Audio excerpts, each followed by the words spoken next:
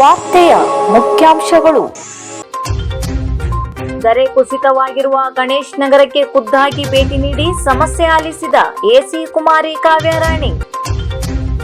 ಕೊಟ್ಟ ಮಾತಿನಂತೆ ಮೃತ ಕುಟುಂಬಕ್ಕೆ 5 ಲಕ್ಷ ರೂಪಾಯಿ ಪರಿಹಾರ ವಿತರಿಸಿದ ಶಾಸಕ ಶಿವರಾಮ್ ಹೆಬ್ಬಾರ್. ನಿವೃತ್ತಿ ವೇತನ ಹೆಚ್ಚಿಸುವಂತೆ ಆಗ್ರಹಿಸಿ ಸಂಸದ ವಿಶ್ವೇಶ್ವರ ಹೆಗಡೆ ಕಾಗೇರಿ ಅವರಿಗೆ ಮನವಿ ನೀಡಿದ ವಾಯುವ್ಯ ರಸ್ತೆ ಸಾರಿಗೆ ನಿವೃತ್ತ ನೌಕರರು. ಕಿತ್ತೂರು ರಾಣಿ ಚೆನ್ನಮ್ಮ ವಸತಿ ಶಾಲೆಗೆ ದಿಢೀರ್ ಭೇಟಿ ನೀಡಿ ಸಮಸ್ಯೆ ಆಲಿಸಿದ ಎಸಿ ಕುಮಾರಿ ಕಾವ್ಯರಾಣಿ. ಪ್ರಗತಿ ಪರಿಶೀಲನಾ ಸಭೆಯಲ್ಲಿ ಬನವಾಸಿ ಹೋಬಳಿ ಕುರಿತು ಮಾಹಿತಿ ಕಲೆ ಹಾಕಿದ ಶಾಸಕ ಶಿವರಾಮ್ ಹೆಬ್ಬಾರ್. ದೊಡ್ಡಪ್ಪನ ಸ್ಮರಣಾರ್ಥವಾಗಿ ದಶಲಕ್ಷ ಗಿಡ ನೆಡುವ ಅಭಿಯಾನಕ್ಕೆ 1000 ಗಿಡ ನೀಡಿದ ಅಂತಾರಾಷ್ಟ್ರೀಯ ಕ್ರೀಡಾಪಟು ಕಾಶಿ ನಾಯ್ಕ್. ಅಬ್ಬಬ್ಬ, ಎಂತಹ ರಸ್ತೆರಿ ಇದು, ನಾವಿಲ್ಲಿ ಬದುಕುವುದು ಬೇಡವಾ ಎಂದು ನಗರಸಭೆಗೆ ಪ್ರಶ್ನಿಸುತ್ತಿರುವ ಗಣೇಶ್ ನಗರದ ಜನತೆ. ಡಿಸಿಇಟಿ ಪರೀಕ್ಷೆಯಲ್ಲಿ ಗಮನಾರ್ಹವಾದ ಸಾಧನೆ ಮಾಡಿರುವ ಎಂಇಎಸ್ ಸಂಸ್ಥೆಯ ವಿದ್ಯಾರ್ಥಿಗಳು. ವಿಭಾಗೀಯ ನಿಯಂತ್ರಣ ಅಧಿಕಾರಿಗಳೇ, ದಯವಿಟ್ಟು ಮಹಿಳಾ ಪ್ರಯಾಣಿಕರ ಸಮಸ್ಯೆ ಅರಿಯಬೇಕೆಂದು ಮನವಿ ಮಾಡುತ್ತಿರುವ ಪ್ರಯಾಣಿಕರು. ಮಳೆಯಿಂದ ಮನೆ ಕಳೆದುಕೊಂಡ ಬಡವನಿಗೆ ಧನ ಸಹಾಯ ಮಾಡಿದ ಅನಂತಮೂರ್ತಿ ಹೆಗಡೆ. ಶಿರ್ಸಿ ತಾಲೂಕು ಮೆಣಸಿ ಗ್ರಾಮದ ಹಲಸಿಕೊಪ್ಪದ ಮಧುರ ಮಾಸ್ತ್ಯ ದೇವಾಡಿಗ ಎಂಬುವವರ ಮನೆ ಮೊನ್ನೆಯ ಭಾರಿ ಮಳೆಯಿಂದಾಗಿ ಸಂಪೂರ್ಣ ಕುಸಿದು ಹೋಗಿತ್ತು. ಇಂದು ಬಿಜೆಪಿ ಮುಖಂಡರು ಮತ್ತು ಸಾಮಾಜಿಕ ಹೋರಾಟಗಾರರಾದ ಅನಂತಮೂರ್ತಿ ಹೆಗಡೆ, ರೆಡ್ಡಿಗದ್ದೆ ಪಂಚಾಯಿತಿ ಅಧ್ಯಕ್ಷ ಪ್ರವೀಣ್ ಹೆಗಡೆ ಹಾಗೂ ರಾಘವೇಂದ್ರ ಹೆಗಡೆ ಸ್ಥಳಕ್ಕೆ ಭೇಟಿ ಕೊಟ್ಟು ಧನ ಸಹಾಯ ಮತ್ತು ಕಿರಾಣಿ ಸಾಮಗ್ರಿಯನ್ನು ನೀಡಿ ಸಹಾಯ ಮಾಡಿದರು. ಈ ಸಂದರ್ಭದಲ್ಲಿ ಮಾತನಾಡಿ, ಮನೆ ಬಿದ್ದು 2 ದಿವಸವಾದರೂ ಸ್ಥಳೀಯ ಶಾಸಕರಾದ ಭೀಮಣ್ಣ ನಾಯ್ಕರಾಗಲಿ, ತಹಸೀಲ್ದಾರರಾಗಲಿ, ಎಸಿಡಿಸಿ ಯಾರೊಬ್ಬರು ಕೂಡ ಇದುವರೆಗೂ ಭೇಟಿ ನೀಡಿಲ್ಲ. ಈ ರೀತಿ ಜನರನ್ನು ನಿರ್ಲಕ್ಷ್ಯ ಮಾಡುವುದು ತಪ್ಪು. ಕೂಡಲೇ ಶಾಸಕರು ಮತ್ತು ತಹಸೀಲ್ದಾರರು ಆಗಮಿಸಬೇಕು ಮತ್ತು ಮನೆ ಕಟ್ಟಿಸಿಕೊಡಬೇಕು. ಅಲ್ಲಿಯವರೆಗೂ ತಾತ್ಕಾಲಿಕವಾಗಿ ವಾಸಕ್ಕೆ ಮತ್ತು ಕಿರಾಣಿಗೆ ವ್ಯವಸ್ಥೆ ಮಾಡಿಕೊಡಬೇಕೆಂದು ಆಗ್ರಹಿಸಿದರು. ಆದ್ರಿಂದ ಇದನ್ನ 5 ಲಕ್ಷ ರೂಪಾಯಿಗೆ ಜಾಸ್ತಿ ಮಾಡಬೇಕು. ಇಂಥ ಪರಿಸ್ಥಿತಿ ಸರ್ಕಾರ ಅವರೊಟ್ಟಿಗೆ ಇರಬೇಕು ಅಂತ ಹೇಳಿ ಈ ಮೂಲಕ ನಾವು ಆಗ್ರಹ ಮಾಡ್ತಾ ಇದ್ದೀವಿ. ನೀವು ಒಂದು ಮಾತು ಮುಡೂರ ಮಸ್ತಿದ್ದು ಹೇಳಿಲ್ಲ ಅಲ್ಲ, ನಿಮಗೆ ಮನೆ ಎಂತ ಆಯ್ತು ಹೇಳಿ. ಮನೆ 2 ವರ್ಷ ಬಾಡಿ ಬಿದ್ದು ಮಾಡೋಷ್ಟು ಜೆತ್ಕೊಂಡೇ ಬಂದಿತ್ತು. ಎಷ್ಟು ಮಾಡೋ ಬಿದ್ದು ಹೋಗೋದು ಬಾಡುವ 12 ಗಣೇಶ್ ನಗರದ 2ನೇ ವಾರ್ಡ್ನಲ್ಲಿ ಅತಿಯಾದ ಮಳೆಯಿಂದಾಗಿ ದರೆ ಕುಸಿತಗೊಂಡು ದರೆಯ ಮೇಲ್ಭಾಗ ಮತ್ತು ಕೆಳಭಾಗದಲ್ಲಿರುವ ಕುಟುಂಬದವರು ಆತಂಕ ಸ್ಥಿತಿ ಎದುರಿಸುತ್ತಿದ್ದು, ಈ ಸ್ಥಳಗಳಿಗೆ ಉಪವಿಭಾಗ ಅಧಿಕಾರಿ ಕುಮಾರಿ ಕಾವ್ಯರಾಣಿ ಭೇಟಿ ನೀಡಿದರು. ಸಂತ್ರಸ್ತರ ಸಮಸ್ಯೆ ಆಲಿಸಿ ಮುಂದೇನು ಮಾಡಬೇಕೆಂದು ಅಧಿಕಾರಿಗಳಿಗೆ ಸೂಕ್ತವಾದ ಮಾರ್ಗದರ್ಶನ ನೀಡಿದರು. ಈ ಸಂದರ್ಭದಲ್ಲಿ ಪ್ರಭಾರ ತಹಸೀಲ್ದಾರ್ ರಮೇಶ್ ಹೆಗಡೆ, ಪ್ರಭಾರ ಪೌರಾಯುಕ್ತರಾದ ಶಿವರಾಜ್ ಹಾಗೂ ಆ ಭಾಗದ ನಗರಸಭೆ ಸದಸ್ಯೆ ನೇತ್ರಾವತಿ ವಡ್ಡರ್, ಮಾರುತಿ ವಡ್ಡರ್, ಶಿವಾನಂದ್ ದೇಶಳ್ಳಿ ಇತರರು ಉಪಸ್ಥಿತರಿದ್ದರು. ಕೇಳಿಸ್ಕೊಂಡಿದ್ದೀರಿ, ಎಲ್ಲರದು ನಾವು ಕೇಳಿಸ್ಕೊಂಡಿದ್ದೀವಿ. ಈ ಫಸ್ಟ್ ಥಿಂಗು ಇದು ಅತಿಕ್ರಮಣ ಅಂತ ಹೇಳಿದ್ದೀರಾ. ಇನ್ನೂ ಒಂದು ಎರಡನೇದು ಇದು ಸ್ಲಮ್ ಅಂತ ಡಿಕ್ಲೇರ್ ಆಗಿದೆ. ಡಿಕ್ಲೇರ್ ಆದ ತಕ್ಷಣ ಗೌರ್ಮೆಂಟಿಂದ ಸ್ಲಮ್ಗೋಸ್ಕರನೇ ಹೊಸ ಮನೆಗಳು ಬರುತ್ತೆ. ಫಾರ್ ಎಕ್ಸಾಂಪಲು ನಮಗೆ ಯಲ್ಲಾಪುರಲ್ಲಿ ಮೋರ್ ದ್ಯಾನ್ 300 ಮನೆಗಳು ಕಟ್ಟಿದೆ. ನಮ್ಮೋಡ್ ಅಂತ ಆದಮೇಲೆ ಸ್ವಲ್ಪ ಇಟ್ಟಿದ್ದಕ್ಕೆ ಗೌರ್ಮೆಂಟ್ ಹ್ಯಾಸ್ ಕನ್ಸಿಡರ್ಡ್ ಇಟ್ ಅಂತಾನೆ. ಸ್ಲಮ್ ಅಂತ ನಾವು ಯಾಕೆ ಡಿಕ್ಲೇರ್ ಮಾಡ್ತೀವಿ? ಅದು ಅನಧಿಕೃತವಾಗಿಯೇ ಒಂದು ಕಡೆ ಬಿಟ್ಟು ಇನ್ನೊಂದು ಕಡೆ ಬಂದು ವಾಸ ಮಾಡ್ತಾ ಇರ್ತಾರಂತಲೇ ಅನಧಿಕೃತವಾಗಿ ಅದು ಸ್ಲಮ್ ಅಂತ ಡಿಕ್ಲೇರ್ ಆಗಿದೆ. ಗೌರ್ಮೆಂಟಿಂದೆಲ್ಲ ಪ್ರೋಸೆಸ್ ಆಗಿದೆ. ಆಮೇಲೆ ನಮ್ಮ ಉಪವಿಭಾಗ ಮಟ್ಟದ್ದು ಕ್ವಾರ್ಟರ್ಲಿ ಮೀಟಿಂಗ್ ಆಗ್ತಾ ಇರುತ್ತೆ. ನಮ್ಮ ಇವರು ಸದಸ್ಯರು ಕೂಡ ಲಾಸ್ಟ್ ಮೀಟಿಂಗಲ್ಲಿ, ನಮ್ಮದು ರೀಸೆಂಟ್ಲಿ ಲಾಸ್ಟ್ ಮೀಟಿಂಗ್ ಆಯಿತು ಜೂನ್ ಮಂತಲ್ಲಿ, ಅವಾಗ ಇದ್ರ ಬಗ್ಗೆ ಅವರು ಪ್ರಸ್ತಾಪ ಮಾಡಿದ್ದಾರೆ. ಮಳೆಗಾಲದಲ್ಲಿ ಈ ಥರ ತೊಂದರೆ ಆಗೋ ಚಾನ್ಸಸ್ ಇದೆ ಅಂತ. ಕಂಪ್ಲೀಟಾಗಿ ನಮ್ಮ ಸಿರ್ಸಿ ಟೌನ್ದು ಯಾವುದು SC ಕಾಲೋನೀಸ್ದು ಈ ಥರ ಅತಿಕ್ರಮಣ ಗಣೇಶ್ ನಗರದ ಮಾತ್ರ 3.5 CR ಆಗಿದೆ. 3.5 CR ಅಲ್ಲಿ ಕಳಿಸಿದ್ದಾರೆ. ಅದು ಅಪ್ರೂವ್ ಆಗಿ ಬರಬೇಕು. ಅವ್ರು ಹೇಳಿದಾಗ ಅವರಲ್ಲಿ ಫಂಡ್ಸ್ ಅವೈಲೇಬಿಲಿಟಿ ಇದ್ದರೆ ಅವ್ರು ಮಾಡ್ತಾರೆ. ಶಿರಸಿಯ ಪ್ರತಿಷ್ಠಿತ ಶಿಕ್ಷಣ ಸಂಸ್ಥೆಯಾದ ಎಂಇಎಸ್ನ RN ಶೆಟ್ಟಿ ಪಾಲಿಟೆಕ್ನಿಕ್ ವಿದ್ಯಾರ್ಥಿಗಳು 2025ರಲ್ಲಿ ನಡೆದ ಡಿಸಿಇಟಿ ಪರೀಕ್ಷೆಯಲ್ಲಿ ಉತ್ತಮ ರ್ಯಾಂಕ್ ಗಳಿಸುವ ಮೂಲಕ ಗಮನಾರ್ಹವಾದ ಸಾಧನೆ ಮಾಡಿದ್ದಾರೆ. ಎಲೆಕ್ಟ್ರಾನಿಕ್ ಮತ್ತು ಕಮ್ಯುನಿಕೇಶನ್ ಇಂಜಿನಿಯರಿಂಗ್ ವಿಭಾಗದಲ್ಲಿ ನಂದನ್ ಪೂಜಾರಿ 88, ಭರತ್ ಹೆಗಡೆ 102, ಹಿಮಾಂಶು ಭಟ್ 290 ಹಾಗೂ ಪ್ರವೀಣ್ ಅಡಿಗಣ್ಣನವರ್ 944 ಮತ್ತು ಎಲೆಕ್ಟ್ರಿಕಲ್ ಹಾಗೂ ಎಲೆಕ್ಟ್ರಾನಿಕ್ಸ್ ಇಂಜಿನಿಯರಿಂಗ್ ಭಾಗದಲ್ಲಿ ಸುಮಂತ್ ಹೆಗಡೆ 145, ಆದಿತ್ಯ ಬೋಡೆ 186, ಗಂಗಾಧರ್ 576 ರ್ಯಾಂಕ್ ಪಡೆದಿದ್ದಾರೆ. ವಿದ್ಯಾರ್ಥಿಯ ಸಾಧನೆಗೆ ಎಂಎಸ್ ಅಧ್ಯಕ್ಷ ಜಿಎಂ ಹೆಗಡೆ ಮುಳಕಂಡ, ಉಪಸಮಿತಿ ಚೇರ್ಮನ್ ಎಲ್ಆರ್ ಹೆಗಡೆ ಹಾಗೂ ಕಾಲೇಜಿನ ಸಿಬ್ಬಂದಿಗಳು ಅಭಿನಂದನೆ ವ್ಯಕ್ತಪಡಿಸಿದ್ದಾರೆ.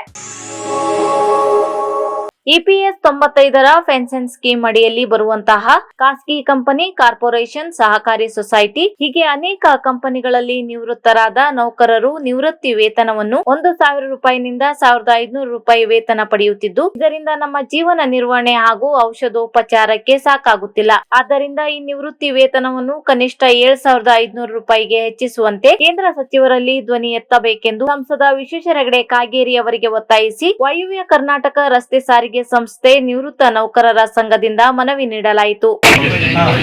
ಈಗ ವಿಷಯ ನಂಗೆ ಗೊತ್ತಾಯ್ತು. 21ನೇ ತಾರೀಕಿಂದ ಲೋಕಸಭಾ ಅಧಿವೇಶನ ಪ್ರಾರಂಭ ಆಗ್ತದೆ. ಈ ಪ್ರಾರಂಭ ಆಗುವ ಈ ಸಂದರ್ಭದಲ್ಲಿ ನಾನು ಕೇಂದ್ರದ ಕಾರ್ಮಿಕ ಸಚಿವರು ಮನ್ಸುಖ್ ಮಾಂಡವೀಯ ಅವರಿಗೆ ವೈಯಕ್ತಿಕವಾಗಿ ಪತ್ರ ಮಾಡಿ ಅದನ್ನು ಕೊಟ್ಟು ನಿಮ್ಮ ಸಮಸ್ಯೆಯನ್ನು ಬಗೆಹರಿಸೋದಕ್ಕೆ ಈ ಸಲದ ಬಜೆಟ್ನಲ್ಲಿ ಪ್ರಧಾನಮಂತ್ರಿಗಳು, ನಮ್ಮ ಹಣಕಾಸಿನ ಸಚಿವರು ಕೆಲವು ವಿಷಯವನ್ನೆಲ್ಲ ಪ್ರಸ್ತಾಪಿಸಿದ್ದಾರೆ. ಆದರೆ ಅದನ್ನು ಜಾರಿ ತರೋದ್ರ ಬಗ್ಗೆ ಏನು ಬೇಕೋ ಆ ಅನುಕೂಲ ಮಾಡೋದಕ್ಕೆ ನಾನು ಅವರ ಜೊತೆ ಮಾತಾಡಿ ಹೇಳ್ತೀನಿ.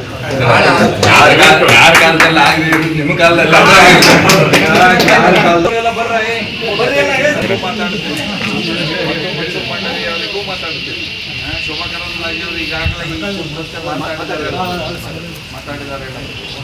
ಪರವಾಗಿ ಪ್ರಧಾನಮಂತ್ರಿಗಳು ಇದ್ದೇ ಇದ್ದಾರೆ. ಅವ್ರದ್ದು ಪ್ರಯತ್ನ ಬೇಕು ಮಾಡೋಣ.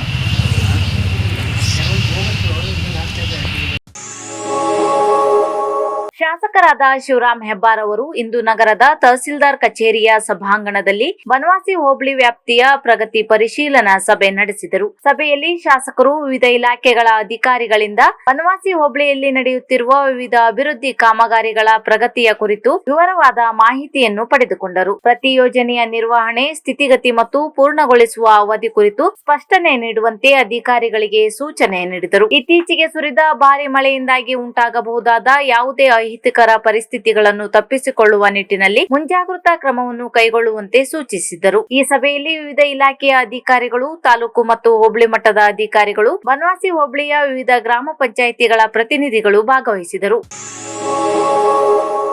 ಅಬ್ಬಬ್ಬ, ಏನ್ರಿ ರಸ್ತೆ ಇದು? ವಾರ್ಡ್ ಸದಸ್ಯರನ್ನು ಹುಡುಕುವಂತಿದೆಯಲ್ಲ.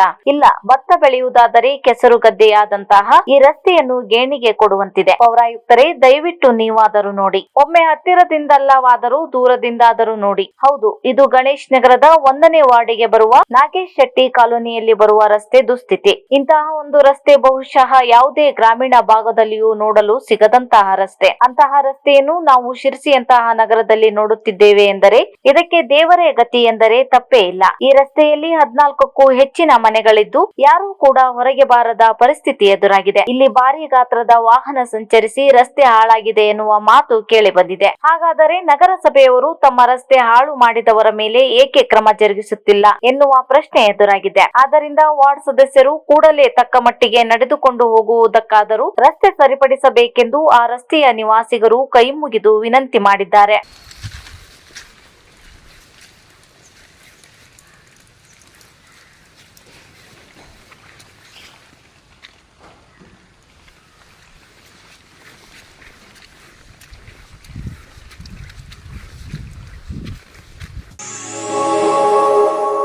ಶಿರ್ಸಿ ಉಪವಿಭಾಗಾಧಿಕಾರಿ ಕುಮಾರಿ ಕಾವ್ಯರಾಣಿ ಇವರು ದಿಢೀರಾಗಿ ಸಿದ್ದಾಪುರ ತಾಲೂಕಿನ ಕಿತ್ತೂರು ರಾಣಿ ಚೆನ್ನಮ್ಮ ವಸತಿ ಶಾಲೆಗೆ ಭೇಟಿ ನೀಡಿ ಅಲ್ಲಿಯ ಮಕ್ಕಳೊಂದಿಗೆ ಚರ್ಚೆ ನಡೆಸಿ ವಸತಿ ಶಾಲೆಯ ವ್ಯವಸ್ಥೆಯ ಬಗ್ಗೆ ವಿಚಾರಣೆ ನಡೆಸಿದರು. ಈ ಸಂದರ್ಭದಲ್ಲಿ ತಹಸೀಲ್ದಾರ್ ಎಂಆರ್ ಕುಲಕರ್ಣಿ ಮತ್ತು ಶಾಲೆಯ ಉಸ್ತುವಾರಿಗಳು ಹಾಜರಿದ್ದರು.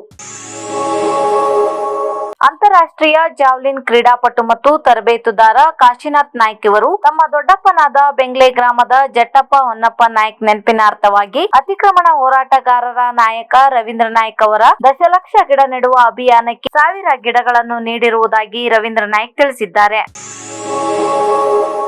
ವಿಭಾಗೀಯ ನಿಯಂತ್ರಣ ಅಧಿಕಾರಿಗಳೇ ಎಲ್ಲಿದ್ದೀರಿ? ನಿಮಗೆ ಪ್ರಯಾಣಿಕರ ಸಮಸ್ಯೆ ತಿಳಿಯುತ್ತಿಲ್ಲವೇ? ನಿಗದಿಪಡಿಸಿದ ಸಮಯಕ್ಕಿಂತ ಗಂಟೆಗಟ್ಟಲೆ ತಡವಾಗಿ ಬಿಟ್ಟರೆ ಮಳೆಗಾಲದಲ್ಲಿ ರಾತ್ರಿ ಸಂಚರಿಸುವ ಮಹಿಳೆಯರ ಕಥೆ ಏನು? ಮಳೆಗಾಲದಲ್ಲಿ ಯಾವಾಗ ಮರ ಬೀಳುತ್ತೋ, ಯಾವಾಗ ಕರೆಂಟ್ ಹೋಗುತ್ತೋ ಗೊತ್ತಿಲ್ಲ. ಪ್ರತಿದಿನ ಹೀಗೆ ಆಗುತ್ತಿದ್ದರೆ ಹೇಗೆ? ಇಂದು ಕೂಡ ರಾತ್ರಿ 8:15ಕ್ಕೆ ಬಿಡಬೇಕಾಗಿದ್ದ ಗೋಳಿಮಕ್ಕಿ ಬಸ್ ಇನ್ನೂ ಬಿಟ್ಟಿಲ್ಲ. ತಡವಾಗಿ ಬಸ್ ಬಂದರೂ ಹಾಳಾಗಿದೆ ಎಂದು ರಿಪೇರಿ ಮಾಡುತ್ತಿದ್ದಾರೆಂದರೆ ಪ್ರಯಾಣಿಕರು ನಿಮ್ಮ ಸಂಸ್ಥೆ ಮೇಲೆ ಹೇಗೆ ಭರವಸೆ ಇಡಬೇಕು? ಇದು ನಮ್ಮ ಕಳಕಳಿ ಅಲ್ಲ, ಪ್ರಯಾಣಿಕರು ನೊಂದು ಮಾತನಾಡುತ್ತಿರುವುದು. ಇತ್ತೀಚೆಗಂತೂ ಇದು ಕಾಮನ್ ಆಗಿದೆ. ಸಮಯಕ್ಕೆ ಸರಿಯಾಗಿ ಬಸ್ ಬಿಡುತ್ತಿಲ್ಲ ಎನ್ನುವ ಮಾತು ಪ್ರಯಾಣಿಕರಿಂದ ಕೇಳಿ ಬರುತ್ತಿದೆ. ಹಾಗಾದರೆ ಡಿಸಿ ಈ ಬಗ್ಗೆ ಗಮನ ಹರಿಸುತ್ತಿಲ್ಲವೇ? ಇಲ್ಲಿ ನೋಡಿ ಪ್ರಯಾಣಿಕರ ಗೋಳು. ಅಲ್ರಿ ಸರ್, 15 ದಿನ ಆಯ್ತಂತಲ್ಲ, ಈಗ ದಿನ ಇದೇ ರೀಸನ್ನೇ ಕೊಡ್ತಾ ಇದೀರಿ ಅಂತಲ್ಲ.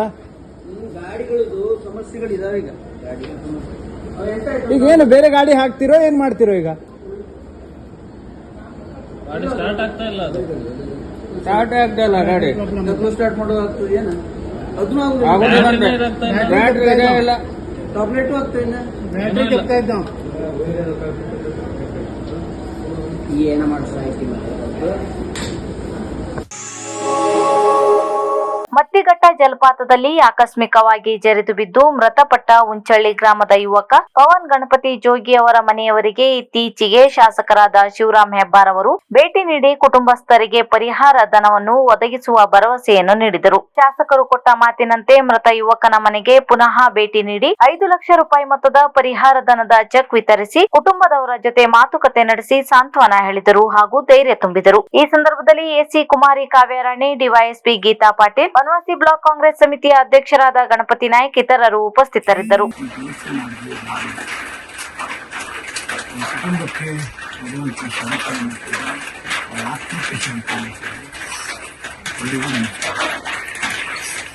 ಮೇಡಮ್